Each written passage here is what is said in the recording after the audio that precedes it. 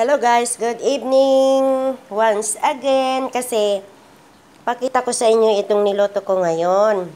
Nagluto ako ng chicken biryani. Ayan siya oh.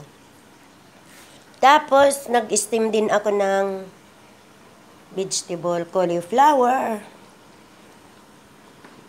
broccoli at saka yan oh, green chili na malaki. Tsaka tomato. Para mayroon siyang combination, di ba?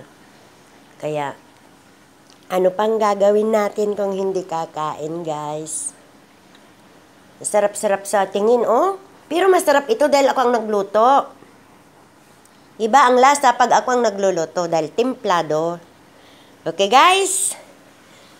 Salamat! Ito niluluto ko pa, oh, yung French fries. Kasama yan.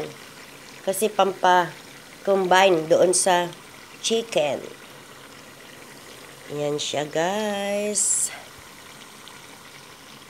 Buti pa yung ikaw na mismo ang gagawa ng French fries kaysa yung bumili ka ng frozen.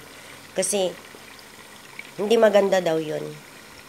Kaya every time na gumagawa ako ng French fries, ako na mismo fresh potato.